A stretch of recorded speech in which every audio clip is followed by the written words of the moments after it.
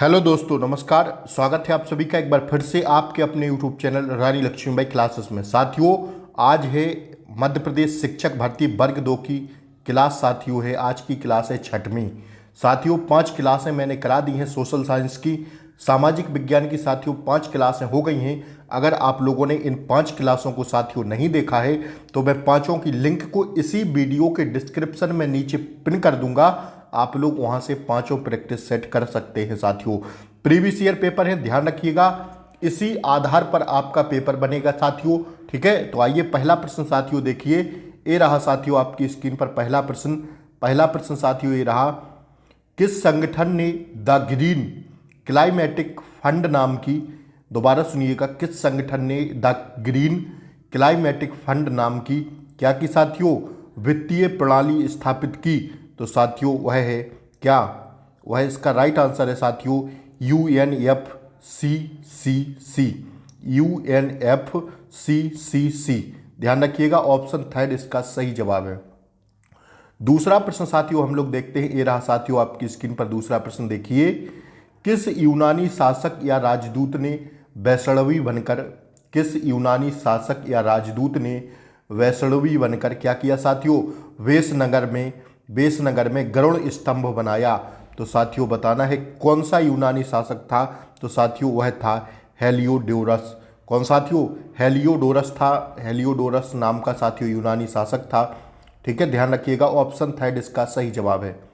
आइए साथियों हम लोग तीसरा प्रश्न देखते हैं। ये रहा साथियों आपकी स्क्रीन पर तीसरा प्रश्न। सामाजिक विज्ञान सामाजिक विज्ञान पुस्तकालय स्थापित करने का मुख्य उद्देश्य क्या है साथियों। तो सामाजिक विज्ञान स्थापित करने का मुख्य उद्देश्य जो है साथियों वह है विद्यार्थियों को स्व अध्ययन में संग्रहालय करना, संलग्न करना और साथियों और संदर्भ के लिए सक्षम बनाना। यही साथियों सामाजिक विज्ञान पुस्तकालय स्थापित करने का मुख्य उद्देश्य है। थर्ड इसका राइट आंसर है। देख लीजिएगा ये आंसर लगा हुआ है, विद्यार्थियों को स्वाध्ययन में संलग्न करना और साथियों संदर्भ के लिए सक्षम बनाना, ठीक है। आइए साथियों चौथा प्रश्न हम लोग देखते ही रहा आपकी स्क्रीन पर चौथा प्रश्न। जो मूल्यांकन, वह मूल्यांकन जो साथियों क्या करता है, जो किसी व्यक्ति के ज्ञान और कौशल की तुलना किसी विशेष समूह के ज्ञान और कौशल से करता है, वह क्या कहलाता है साथियों। तो वह कहलाता है अनिर्देशित मूल्यांकन। क्या साथियों, अनिर्देशित मूल्यांकन कहलाता है। तीसरा इसका एकदम राइट आंसर है।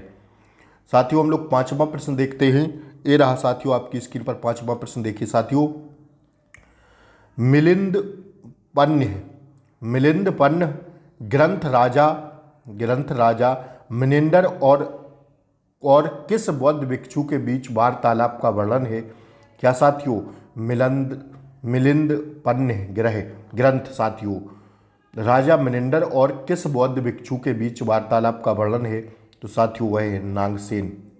ध्यान रखिएगा, किसके, नागसेन के बीच वार्तालाप का वर्णन है, ठीक है। आइए साथियों हम लोग छठवां प्रश्न साथियों देखते ही रहा आपकी स्क्रीन पर। छठा प्रश्न है, सरकार द्वारा डैश डैश डैश की अध्यक्षता में संविधान की कार्य की समीक्षा के लिए एक आयोग नियुक्त किया गया था। तो साथियों वह कौन सा आयोग है बताना है। तो वह साथियों आयोग है न्यायमूर्ति वेंकट चलैया आयोग। कौन सा साथियों, न्यायमूर्ति वेंकट चलैया आयोग, ठीक है। सरकार द्वारा न्यायमूर्ति वेंकट चलैया की अध्यक्षता में संविधान के कार्य की समीक्षा के लिए उपयोग नियुक्त किया गया था, ध्यान रखिएगा, ठीक है। सातवां प्रश्न साथियों हम लोग देखते हैं। सातवां प्रश्न साथियों ये रहा आपकी स्क्रीन पर देखिए, क्वेश्चन देख लीजिए। बच्चों की आयु, क्षमता और रुचि के लिए उपर्युक्त अध्ययन के विषयों को पाठ्यक्रम में शामिल किया जाता है, जिसे डैश डैश डैश कहा जाता है। क्या कहा जाता है साथियों, उसे कहा जाता है सामयिक दृष्टिकोण। क्या साथियों, सामयिक दृष्टिकोण कहा जाता है, ध्यान रखिएगा, ऑप्शन ए इसका सही जवाब है। आइए साथियों आठवां प्रश्न साथियों ये रहा आपकी स्क्रीन पर। काले धन को डैश डैश डैश के रूप में भी जाना जाता है। तो साथियों काले धन को जाना जाता है समांतर अर्थव्यवस्था के रूप में। किसके साथियों, समांतर अर्थव्यवस्था के रूप में भी जाना जाता है काले धन को। दैट्स योर आंसर, थर्ड वाला इसका राइट आंसर है। आइए साथियों नौवां प्रश्न हम लोग देखते हैं। ये रहा आपकी स्क्रीन पर साथियों, देख लीजिए। 9वां प्रश्न ये रहा साथियों आपकी स्क्रीन पर, प्रकृति अवसर प्रदान करती है, प्रकृति अवसर प्रदान करती है और मानव इनका उपयोग करता है, निम्न में से किस भौगोलिक दर्शन शास्त्र का केंद्रीय विषय है यह? तो यह है साथियों संभववाद का। किस दर्शन शास्त्र का? संभववाद का यह विषय है। भौगोलिक दर्शन शास्त्र केंद्रीय विषय है। तो साथियों कौन सा है? संभववाद। इसका राइट आंसर है ऑप्शन ए। आइए साथियों 10वां प्रश्न हम लोग देखते हैं। किस मामले में न्यायालय ने फैसला दिया कि, किस मामले में न्यायालय ने फैसला दिया कि कोई भी यहां तक कि संसद संशोधन के माध्यम से संविधान के मूल ढांचे का उल्लंघन नहीं कर सकता है? तो साथियों यह किसके मामले में निर्णय दिया था? यह फैसला दिया था केशवानंद भारती प्रकरण मामले में। केशवानंद भारतीय बनाम केरल राज्य के मामले में संविधान में ये संशोधन के माध्यम से किया गया था। फैसला दिया था न्यायालय ने कि संविधान के मूलभूत ढांचे का उल्लंघन नहीं कर सकता है कोई भी। इसका मामला केशवानंद भारतीय बनाम केरल राज्य के मामले में सुनाया था। साथियों 11वां प्रश्न हम लोग देखते हैं, रहा आपकी स्क्रीन पर देखिए 11वां प्रश्न। भारतीय सांख्यिकी संस्थान की स्थापना किसने की? तो साथियों पीसी महालनोबिस ने। किसने साथियों? पीसी महालनोबिस ने भारतीय सांख्यिकी संस्थान की स्थापना की थी। ध्यान रखिएगा ऑप्शन 4 इसका सही जवाब हो जाएगा। 12वां प्रश्न साथियों ये रहा आपकी स्क्रीन पर देख लीजिए प्रश्न। यदि आवश्यक समझा जाए तो न्यायाधीशों की संख्या कौन बढ़ा सकता है? साथियों स्टार लगा लेना, अति महत्वपूर्ण प्रश्न है, ध्यान रखिएगा आप लोग। यदि आवश्यक समझा जाए तो न्यायाधीशों की संख्या कौन बढ़ा सकता है? तो साथियों न्यायाधीशों की संख्या बढ़ा सकती है संसद। दैट्स योर आंसर, थर्ड वाला इसका राइट आंसर है। आइए साथियों 13वां प्रश्न ये रहा आपकी स्क्रीन पर देख लीजिए। फिले वे विधि के प्रतिपादक कौन है? फिले वे विधि के प्रतिपादक कौन है? तो साथियों उसके प्रतिपादक हैं फ्रेडरिक फ्रोबेल। कौन साथियों? Friedrich Froebel. सेकंड नंबर इसका राइट आंसर है बी वाला, ध्यान रखिएगा। 14वां प्रश्न साथियों ये रहा आपकी स्क्रीन पर देख लीजिएगा। राज्य में विधान परिषद का निर्माण कौन कर सकता है? तो साथियों राज्य में विधान परिषद का निर्माण कर सकता है कौन साथियों? संसद। ऑप्शन 4 इसका सही जवाब है।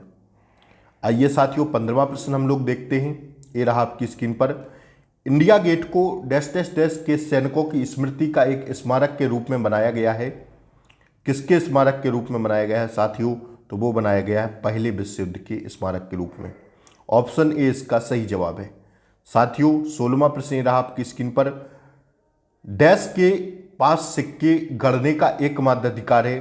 तो साथियों सिक्के गढ़ने का अधिकार है भारत सरकार के पास। ओनली भारत सरकार के पास सिक्के गढ़ने का अधिकार है। That's your answer. Option D इसका सही आंसर है। 17वां प्रश्न साथियों ये रहा आपकी स्क्रीन पर देख लीजिए।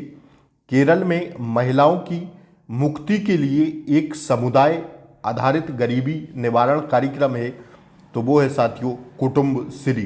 कुटुंबश्री इसका राइट आंसर है साथियों। ऑप्शन ए इसका सही जवाब है। 18वां प्रश्न ये रहा आपकी स्क्रीन पर। मूल्यांकन स्कूल आधारित है। आप लोग ढंग से सुनिएगा साथियों, बड़ा बड़ा क्वेश्चन है, मैं इधर से उधर करता हूं तो प्लीज आप लोग ढंग से सुना करिए क्वेश्चन। मूल्यांकन स्कूल आधारित है और जो छात्र के सर्वांगीण विकास का लक्ष्य वह क्या है साथियों? तो वह है सतत और व्यापक। क्या साथियों? सतत और व्यापक। That's your answer. 19वां प्रश्न साथियों ये रहा आपकी स्क्रीन पर देख लीजिएगा आप लोग। 19वां प्रश्न है। राज्यसभा के सदस्यों को डैश डैश डैश के कार्यकाल के लिए चुना जाता है। तो साथियों आप सब जानते होंगे कि राज्यसभा के जो सदस्यों का कार्यकाल रहता है वो साथियों रहता है 6 वर्ष का। ध्यान रखिएगा कितने वर्ष का साथियों? 6 वर्ष का रहता है। ऑप्शन ए इसका सही जवाब है।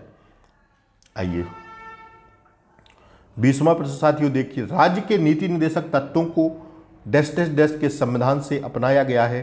तो साथियों कहाँ के संविधान से अपनाया गया है? तो साथियों ऑप्शन के हिसाब से इसका राइट आंसर हो जाएगा आयरिश। आयरस के संविधान से अपनाया गया है? ऑप्शन थर्ड इसका सही जवाब है। आइए, अगर बात साथियों हम राज्य के नीति निर्देशक तत्वों की करते हैं तो साथियों भाग 4 के अंतर्गत आते हैं। आप लोग इस पॉइंट को लिख लेना। अनुच्छेद का वर्णन जो है साथियों 36 से 51 है। इन 2 पॉइंट को और लिख लीजिएगा, ध्यान रखिएगा, ठीक है। आइए, 21वां प्रश्न साथियों ये रहा आपकी स्क्रीन पर। गतिविधि आधारित अधिगम के प्रथम अन्वेषक कौन है साथियों? तो वो हैं डेविड हार्सबर्ग। कौन साथियों? डेविड हार्सबर्ग हैं, ध्यान रखिएगा। ऑप्शन बी इसका सही जवाब है। 22वां प्रश्न देखिए साथियों ये रहा आपकी स्क्रीन पर। विभिन्न कृषि गतिविधियों से ग्रीन हाउस गैस के प्रभाव के परिणाम स्वरूप डैश डैश डैश गैस का उत्सर्जन वातावरण का नकारात्मक प्रभाव डालता है। तो साथियों कैसा डालता है? Nitrous oxide. कैसा साथियों? नाइट्रस ऑक्साइड इसका राइट आंसर हो जाएगा। आइए, 23वां प्रश्न साथियों देखते हैं हम लोग। आइए, गहन और ऊपर लगा है क्वेश्चन, गहन और फ्रीव्हीलिंग समूह चर्चा के माध्यम से रचनात्मक विचारों और समाधान उत्पन्न करने की तकनीकी को डैश डैश डैश के रूप में जाना जाता है। तो इसको जाना जाता है साथियों बुद्धिशीलता के रूप में जाना जाता है, ध्यान रखिएगा। ऑप्शन बी इसका सही जवाब है। आइए, 24वां प्रश्न साथियों देखते हैं। एकीकृत ग्रामीण विकास कार्यक्रम IRDP कब प्रारंभ किया गया था? तो साथियों IRDP जो प्रोग्राम है IRDP वो साथियों प्रोग्राम किया गया था कब? 1978 में, ध्यान रखिएगा। कब किया गया था? 1978 में। ऑप्शन 4 इसका राइट आंसर है। आइए, 25वां प्रश्न साथियों देख लीजिए। बारबरा गुफाओं के संबंध में निम्नलिखित में से कौन सा कथन सही है? तो साथियों कथन है इसका, देख लीजिए, सभी कथन साथियों सही हैं बारबरा गुफाओं के बारे में। पहला कथन देखें तो साथियों ये गुफाएं सबसे पुरानी जीवित गुफाएं हैं, सही है। इनका निर्माण अशोक के शासनकाल में हुआ था, सही है। ये आजीविका को समर्पित थे, सही बात है। तो साथियों इसका राइट आंसर हो जाएगा, सभी आंसर सही हैं। ऑप्शन ए इसका सही जवाब हो जाएगा, ठीक है। आइए, 26वां प्रश्न देखिए साथियों।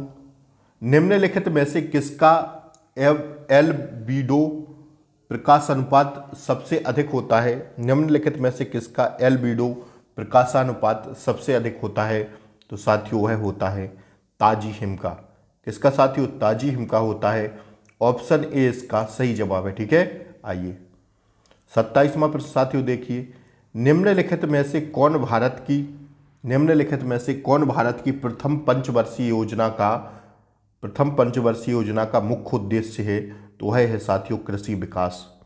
क्या है साथियों? कृषि विकास है, ध्यान रखिएगा। ऑप्शन 3 इसका सही जवाब है। आइए, किस आयोग ने अन्य पिछड़ा वर्ग के रूप में 3943 जातियों की पहचान की और सरकारी एवं अर्ध सरकारी नौकरियों और शिक्षण संस्थानों में प्रवेश में 27% आरक्षण की सिफारिश थी? तो वह साथियों मंडल आयोग। किसमें साथियों? मंडल आयोग में, ध्यान रखिएगा। ऑप्शन बी इसका सही जवाब है। 29वां क्वेश्चन ये रहा। किस संविधान में हमारे गणतंत्र को अर्हता प्राप्त करने के लिए प्रस्तावना में समाजवादी शब्द को शामिल किया गया था? तो साथियों समाजवादी शब्द को किया गया था 42वां संविधान संशोधन करके, 42वां कॉन्स्टिट्यूशन अमेंडमेंट करके क्या साथियों समाजवादी शब्द को शामिल किया गया था, ध्यान रखिएगा। 30वां प्रश्न साथियों ये रहा आपकी स्क्रीन पर देखिए। सामाजिक विज्ञान प्रदर्शनी मेले और सांस्कृतिक कार्यक्रम का वर्ष डैश डैश डैश है, कौन सा वर्ष है साथियों? तो ध्यान रखिएगा, शिक्षार्थियों के लिए एक सृजनात्मक चैनल प्रदान करना। ऑप्शन ए इसका सही जवाब है। आइए साथियों, अगर आप लोग चैनल पर नए हों, मैं आप लोगों के लिए रोज एक वीडियो लेकर आ रहा हूं, रोज एक क्लास लेकर साथियों आ रहा हूं। आज की क्लास है 6वीं। 5 क्लासें मैंने करवा दी हैं। अगर आप लोगों ने इन 5 क्लासों को नहीं देखा है तो मैं एक साइड से लिंक में इसी वीडियो के डिस्क्रिप्शन बॉक्स में लिंक पिन कर दूंगा, आप लोग वहां से इन 5 क्लासों को देख सकते हैं साथियों। तो आप लोग चैनल को सब्सक्राइब कर लें, क्योंकि जैसे ही मैं वीडियो अपलोड करूं वैसे ही आपका नोटिफिकेशन आप तक सबसे पहले पहुंच जाए। तो आप लोग चैनल को सब्सक्राइब कर लें, बेल आइकन प्रेस कर दें। ठीक है साथियों, आइए अब थोड़ा हम लोग जल्दी जल्दी चलेंगे। 30% में पूरा 60% में लेकर आता हूं आप लोगों के लिए, ध्यान रखिएगा साथियों। ठीक है, आइए। शिक्षा का अधिकार विषय पर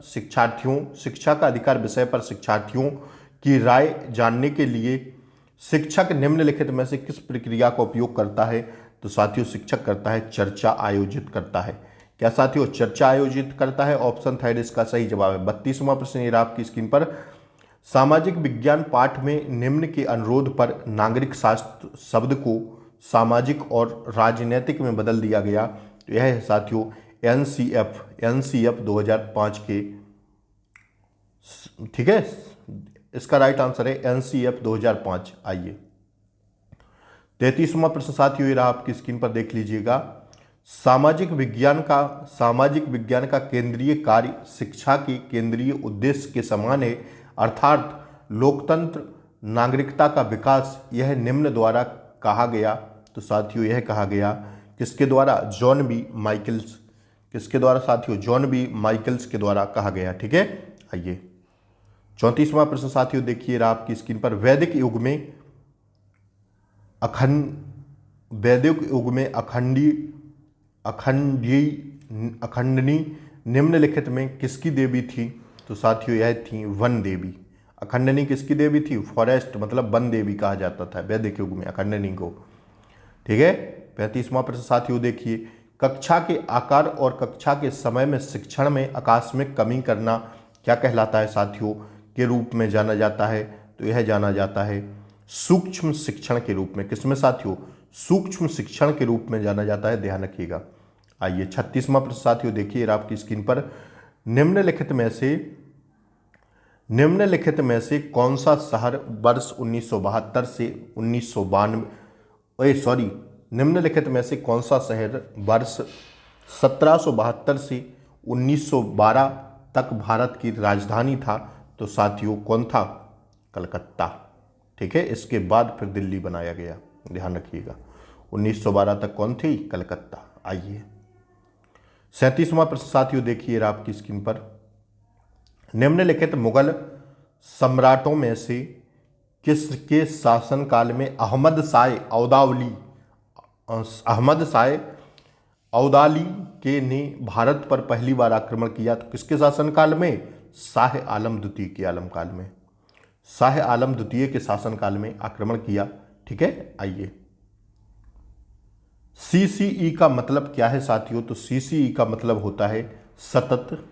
क्या होता है साथियों? सीसीई का मतलब क्या होता है? तो सीसीई का मतलब होता है साथियों सतत तथा सविरण मूल्यांकन, कॉन्टिन्यूस एंड कॉम्प्रिहेंसिव एवल्यूशन। ठीक है, ध्यान रखिएगा। आइए 39वां प्रश्न साथियों देख लीजिए। बहु प्रतिभा सिद्धांत के प्रतिपादक निम्न हैं, कौन है साथियों? बताइए इसका आंसर। इसका आंसर है साथियों हार्वर्ड गार्डनर। कौन साथियों? हार्वर्ड गार्डनर इसका राइट आंसर है। आइए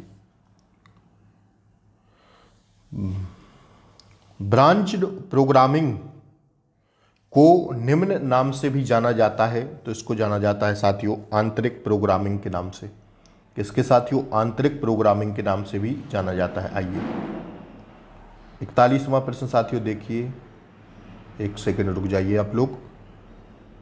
विश्व व्यापार संगठन की स्थापना वर्ष में हुई थी, कब हुई थी साथियों? विश्व व्यापार संगठन की स्थापना किस वर्ष हुई थी? तो साथियों यह हुई थी 1995 में। कब साथियों? 1995 में हुई थी विश्व व्यापार बैंक की स्थापना। आइए निम्नलिखित में से कौन सी पुरापाषाण काल की एक विशेषता नहीं है? तो आपको बताना है। तो साथियों वह नहीं है। कौन सी साथियों विशेषता जो नहीं है वो है पुरापाषाण सूक्ष्म समयी पत्थर के औजारों का भी इस्तेमाल करते थे। यह साथियों नहीं है, और ये तीनों विशेषताएं हैं, ध्यान रखिएगा। ठीक है, आइए 43वां प्रश्न साथियों देखिए। 1991 और 1992 में तराइन के युद्ध में मोहम्मद गौरी का मुकाबला किसने किया? तो साथियों तराइन के युद्ध में 1991-92 में मोहम्मद गौरी का जो साथियों मुकाबला किया वह किया पृथ्वीराज चौहान ने। किसने साथियों? पृथ्वीराज चौहान ने किया। ध्यान रखिएगा ऑप्शन 4 इसका सही जवाब है। आइए 44वां प्रश्न साथियों हम लोग देखते हैं। जब किसान बाजार में अपनी कृषि वस्तुओं का एक हिस्सा बेचते हैं उसे कहा जाता है, क्या कहा जाता है? तो उसे कहा जाता है साथियों विपणित अधिवेश यानी मार्केटिंग सरप्लस। ठीक है, आइए ये देखिए साथियों 45वां प्रश्न आपकी स्क्रीन पर। साक्षरता का तात्पर्य किससे है? तो साथियों साक्षरता का तात्पर्य है केवल पढ़ने से, केवल बोलने से, केवल लिखने से, तीनों से है साथियों साक्षरता का तात्पर्य। ठीक है, आइए बहमनी साम्राज्य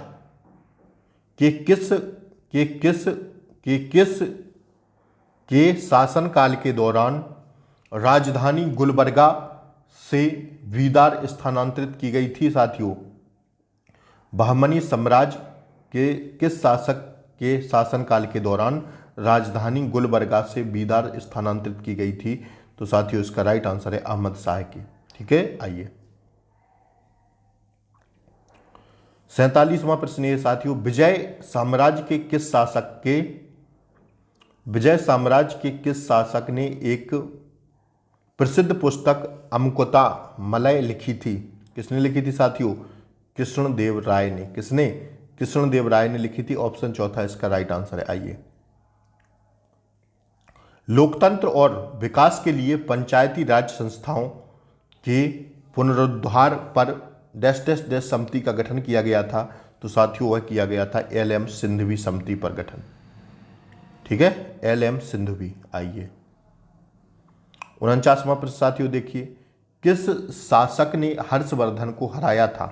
तो साथियों किसने हराया था? चालुक्य वंश के पुलकेशी द्वितीय ने। चालुक्य वंश के पुलकेशी द्वितीय ने हराया था किसको साथियों? हर्षवर्धन को। आइए 50वां प्रश्न साथियों देख लीजिए। निम्नलिखित घटनाओं को उनके कार्यक्रम के क्रम में व्यवस्थित करें। ठीक है,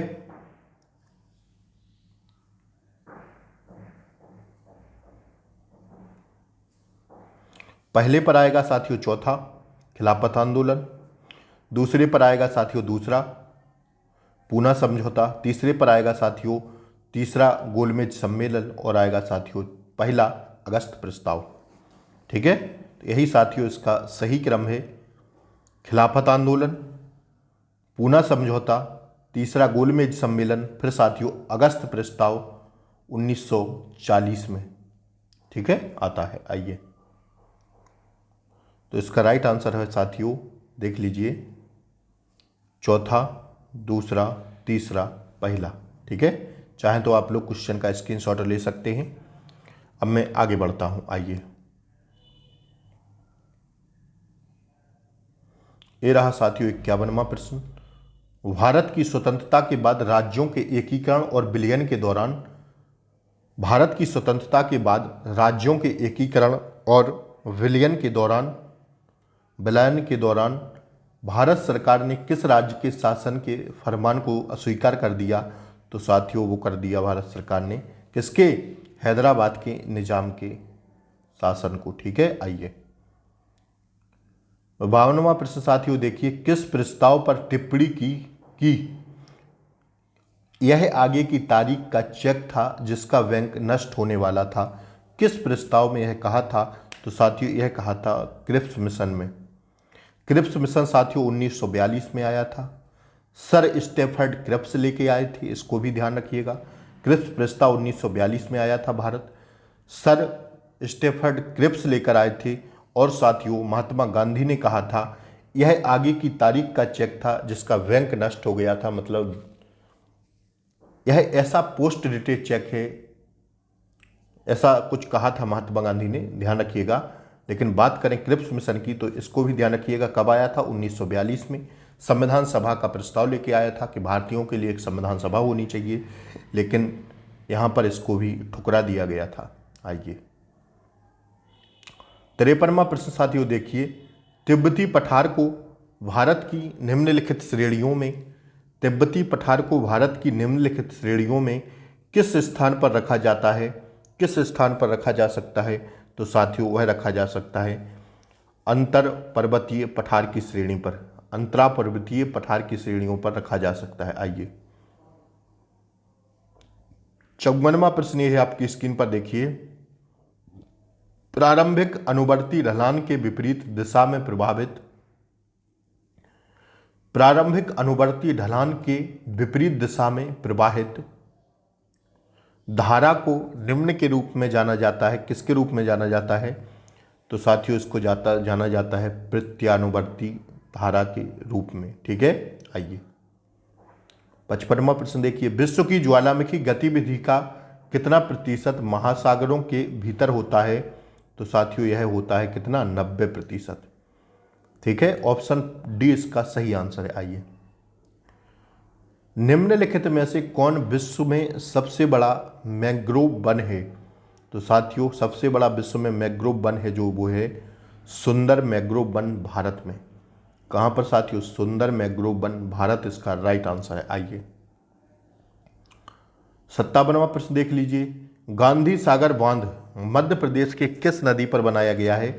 गांधी सागर बांध तो साथियों यह बनाया गया है चंबल नदी पर। ऑप्शन डी इसका सही जवाब है। आइए, गाबंता नामो खाड़ी किस देश में स्थित है? तो साथियों यह है क्यूबा में स्थित। कहां पर साथियों? क्यूबा इसका राइट आंसर है। आइए 59वां प्रश्न साथियों देख लीजिए, निम्नलिखित में से किस राज्य में देहांग देबांग जैव मंडल रिजर्व स्थित हैं? तो साथियों यह है अरुणाचल प्रदेश में। आइए, ये रहा साथियों आज की क्लास का अंतिम प्रश्न, निम्नलिखित में से किस देश में भारत सोलर घाटी विश्व का सबसे बड़ा जल तापक निर्माता स्थित है? तो साथियों यह है चीन में। साथियों वीडियो अच्छी लगी हो तो लाइक शेयर सब्सक्राइब करें, चैनल को आगे वीडियो को आगे अपने रिलेटिव्स मित्रों के पास जो भी सोशल साइंस से साथियों सोशल साइंस से वर्ग 2 सामाजिक विज्ञान की परीक्षा देने जा रहे हैं उन तक यह वीडियो जरूर पहुंचाएं। साथियों प्रीवियस ईयर पेपर मैं आप लोगों के लिए व्याख्या सहित करा रहा हूं, तो साथियों प्लीज़ आप लोग चैनल को सपोर्ट करें, लाइक सब्सक्राइब शेयर करें। जय हिंद साथियों, मिलते अगली वीडियो में, तब तक के लिए बाय बाय।